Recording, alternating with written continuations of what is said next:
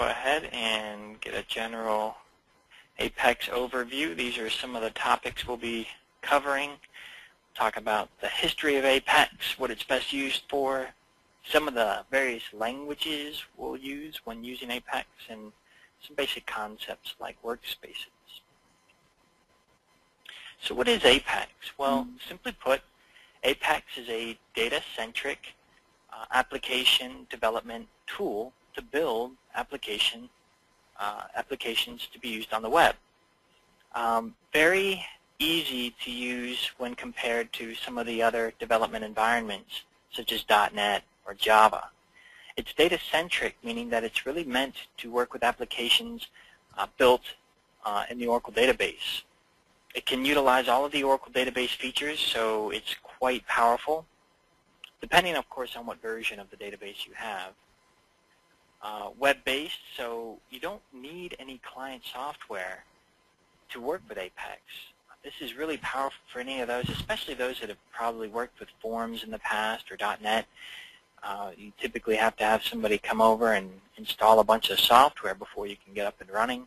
With Apex, all you need is a browser. Of course, the browser must be one of those that are supported. Those browsers are listed here. In terms of the browser that I recommend you use, it'd be Firefox 3.5 or later, and I'll talk a little bit more about that coming up. Apex is declarative, meaning that we focus more on the what rather than the how. This really frees you up in terms of getting work done, but sometimes that ability comes at a cost, and that's control. It's important to keep in mind, however, that Apex is extraordinarily flexible. So although you may often use wizards to create things such as applications, pages, and other components, you can go in at lower levels and do those same things a bit more manually to get the control you need when you need it. It's a complete RAD tool, so integrated into Apex, there are four main parts. The application builder is typically where you're going to spend most of your time building and then testing your applications. But there's the SQL Workshop, which is an interface to work with the Oracle backend. Team development, new with Apex 4.0, assists with the entire development lifecycle. You can use it to track various builds, bugs, different things. And then, of course, there's an administration area. You'll only have access to that if you've been granted access to that in the workspace, but that's another area that you can use to facilitate things throughout the workspace. Here we have an image that depicts the target audience for Apex developers. On the far left, we have a column where we see business users typically working with apps such as Excel and Access. You can see a bit above that in the declarative 4GL area that they also use Apex productivity apps. These are applications that the Apex team has made freely available. You can download them from their website. There's about, I'd say, 20 some odd applications you can download and use. Feel free to make changes to customizations, however you need. That's typically what most business users will be working with. Next column over is really the sweet spot for Apex, the RAD developer. Very popular, languages that they work with are PHP, Python, and Ruby. Oracle Forms, we have a lot of developers coming over to Apex from Oracle Forms, and I'd say Forms and Apex are about on par with each other. On the far right, we have the enterprise developer, typically working with languages like .NET and Java. .NET and Java can be used to create applications both web-based and not web-based, which is something that Apex was simply not meant to do. You're only going to be building data-centric, web-based applications with Apex, which, for most organizations, that's what you need. The image for the enterprise developer should probably have been a group of developers rather than a single developer, because most often, it's not as declarative working in those environments. Most often you're working with a team, especially if it's Java. You'll be working with a fairly large team, and you'll be working on one specific part of developing an application, and all of those parts need to come together rather seamlessly at the end. The life cycle development there is typically 12 months plus, whereas with Apex it can be anywhere from a day to 12 months plus, really. It can go anywhere in between. Here we have some of the highlights of the history of Apex. First released back in 2004. It's released with version 1.5. Prior to that, it was used only internally at Oracle. But since then, it was made freely available to anyone really who had the Oracle database. And just about every year, if not about every year and a half, we've seen another big release of Apex that has brought a lot more functionality to the product. Perhaps the biggest of those releases was the most recent. In 2010, just last year with Apex 4.0, dynamic actions and plugins were both really big features that were really well received in the community. Back in 2004, when it was first released, the way Apex started was with 2 developers at Oracle. You had Mike Ichwa and Tom Kite, who used to share an office together at Oracle, and they were working at Oracle during a time when things were changing. Basically, the internet was becoming big, and their question was, is it possible to plug the internet into Oracle? Can you make that work? And Tom Kite sat down and wrote the beginnings of what later became Mod PL/SQL, which was basically a mod for the Apache web server. And Mike Ichwa wrote the beginnings of Apex, and that was really the start of what we are currently using today. Here's an image that depicts the basic architecture we use with Apex. It's a simple 2-tier architecture. As you can see in the upper left-hand corner, we have a web browser, and on the right-hand side, we have an Oracle database. Between the two, we have a web listener, and this often confuses people. They see 3 tiers, but the truth is that this web listener is only forwarding or proxying requests back and forth between the web browser and the database. So not a lot of logic here, and for that reason, we don't count it in the number of tiers that we're working with here. The way it basically works, somebody using a web browser makes a request for an Apex page. That request goes through the listener. The listener looks at the URL and knows that this is for Apex and then forwards it over to the database. The database then uses metadata. This is basically information about your application stored in the Apex schema. It uses that information along with data that you store in your custom workspaces, or I should say schemas, uses the two to combine and then create an HTML-based web page.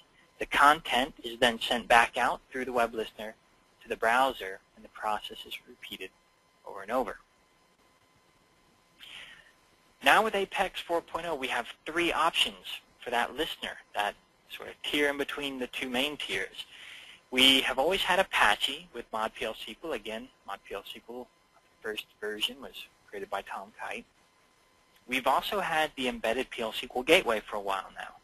But new with Apex 4.0, we also have the Apex listener, which is a Java-based listener. You can deploy that in any Java application container and use it like you would either of the other 2 options. So a few options there. Going forward, the Apex listener will be the preferred listener. It's actually going to, in the future, allow us to overcome some of the obstacles we faced in the past with previous listeners. Let's talk about some of the languages you'll encounter when using Apex, starting with SQL and PL/SQL. These are the server-side languages most often used with Apex. Obviously, SQL, just a query language. You'll use that when creating reports and charts and things of that nature. And then PL/SQL, if you're doing things that are really complex, as I said before, Apex is extensible. So it's very declarative, but when you need more control, you can go down to the lower levels, in this case PL/SQL. You can use that to do just about anything in Apex, and of course Ajax as well. On the client side, you'll be using HTML, CSS, and JavaScript. For the most part, Apex is going to do all of this for you. But when you need the control, you can go down and make changes as you wish. So you'll use these three languages when working on the client side. Let's talk a little bit more about these languages, and we'll start with the DOM.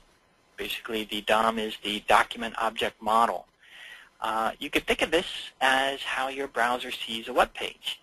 It basically sees a web page not as text, like we see HTML content, but as a collection of elements. And these elements have methods, and there's an event model used to interact with them as well. So you can use these methods for a variety of purposes, including selecting them, modifying their attributes. You can traverse the hierarchy to get to other elements, and make changes to other elements. So basically, in the DOM, your web page is not static. Although it starts as static content, once it's loaded into the browser, it's live, and you can make changes to it from that point. The event model used in browsers today is quite complex. Lots of events happening all the time. If you've attended any of my webinars, you've probably seen some demos on those. It's actually quite complex. But it's getting easier these days. We'll talk more about that when we get into dynamic actions. But you can basically use these events to trigger certain blocks of code and make changes to the DOM on the fly. CSS, one of the client-side languages, stands for Cascading Style Sheets. It's basically used to affect how the elements on a page look. In the days of old, HTML basically included lots of rules regarding how something should look. Now there's a separation between HTML, which is really the structure, and CSS, which controls now the look and feel. CSS uses selectors to basically specify the rules targeting certain elements. I recommend you learn how the CSS selectors work because it directly applies in jQuery as well, which is a JavaScript library we have available to us in Apex.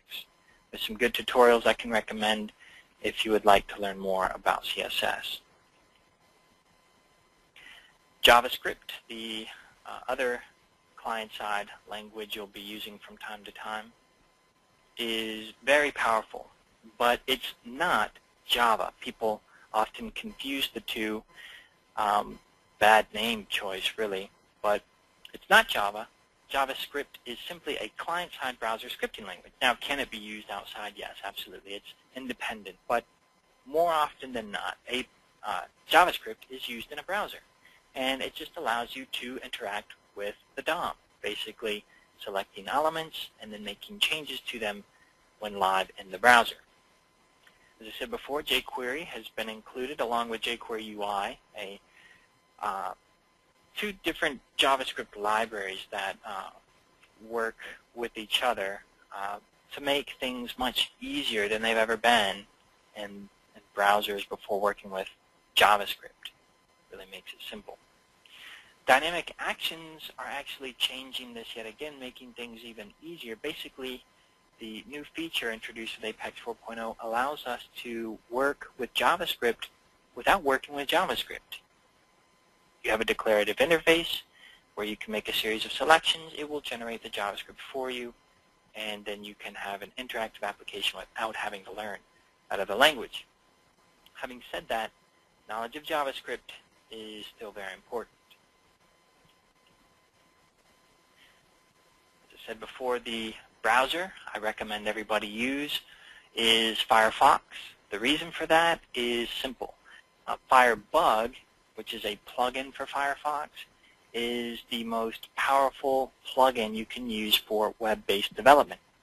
I go into many clients all the time, and I'm often surprised when I still see people using, I should say developing, in Internet Explorer. The truth of the matter is that you, of course, still have to test in Internet Explorer, as the majority of your users will be using it. But for development, when you're working, I recommend you use Firefox combined with Firebug. because of the many features that combination has to offer. That includes real-time inspection and even modification of the DOM. You have a command line tool for JavaScript and even advanced debugging capabilities. This is just a taste of some of the features, but they are really, really powerful. Let's take a minute to look at a few of these. So this is a login screen for Apex, and as you can see, I'm in Firefox. And you can tell I have Firebug installed because you see the little bug in the bottom right-hand corner here. If you click the bug, Firebug turns on. A couple of tabs across the top here. You have the console, which is a feature that allows you to see output from the DOM into console. You have HTML. In the past, if you wanted to see the content for a web page, people would right-click somewhere, not on an image, and you would go down to View Page Source. When you open that up, you got something like this. Of course, today, web pages are so complex, even the thought of going through this is not fun. But you don't need that anymore. These days, let's say you wanted to see what made this text here. I can right-click that, go down to Inspect Element, and it'll take us right to it. I can hover over it, and it'll highlight above, and we can even move around and see other parts. So we said it has real-time inspection, which is what you're seeing now, and modification. If I click on this div, it locks it in. I can come over here and see various properties about the content, such as the styles. This is from the CSS style sheets, and we can actually make changes to them. If we want to see what text will look like a little bit bigger, we can do that here live in the browser. Now, this isn't changing the way it will render if I refresh the page, but it can give you a good idea as to how it would look if you were to make that change there in the CSS style sheet. Okay, so you can make all kinds of changes here and do lots of things with Firebug and Firefox that you simply can't do, at least not as effectively yet in Internet Explorer or any of the other browsers.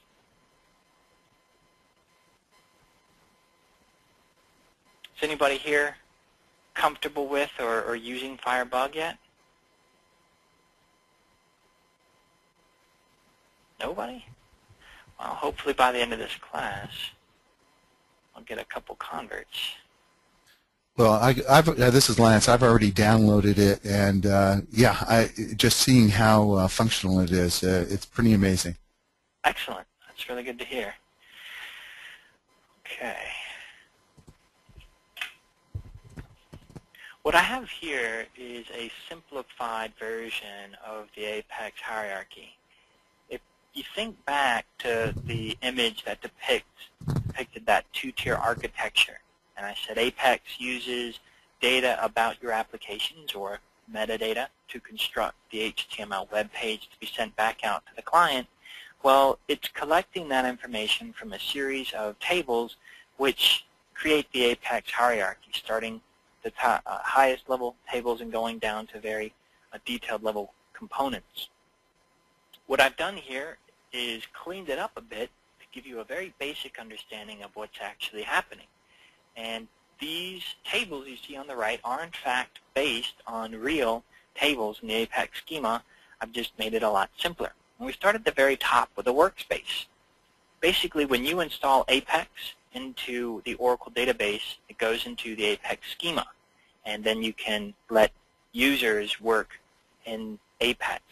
But before they can log in, you have to log in and create, you technically log into the administration area, and you create a workspace for them to work in. Workspaces contain applications, which is the next level down. Inside of an application, you'll create pages. Inside of a page, you'll add regions. Regions simply serve as containers for content. And then inside of regions, you'll place items, buttons, and a variety of other things. But on a very simplified level, this is how it works. Workspaces, simply put, are an independent development environment. Now with Apex 4 we have some changes to Workspaces, but they're basically still the same. We have 4 main components. The application builder, again, is where you spend most of your time developing. The SQL Workshop allows you to work with the database. Team development, to work with applications and bugs and fixes and features and things like that. And then the administration area, you can create developers or end users and run various reports and so on. Now, Workspaces have a relationship to underlying database schemas. And as you can see in the image here, sometimes the relationship can vary. On the far left, we have, at the top here, think of this as the actual organization with different departments. And of course, different departments have different needs and therefore different applications. So Department 1 has 3 different applications. And this department is mapped to Workspace 1. That's where they create all of their applications. And Workspace 1 has a one-to-one relationship with Schema 1. So one workspace, one schema. Now, people often wonder, is it possible to have a workspace work with multiple schemas? And as you can see here, that is in fact possible. Workspace 2 and Workspace 3 both are mapped to individual schemas, but they share a schema as well. So you can do these kinds of things. Of course, you can get even more complex as well using database links and so on, but we'll keep it simple for now. Logging in to a workspace is simple enough. Hopefully everybody has their workspace ready to go. You simply need to supply the workspace name along with the username and then the password. The password is case sensitive, but the workspace and usernames are not.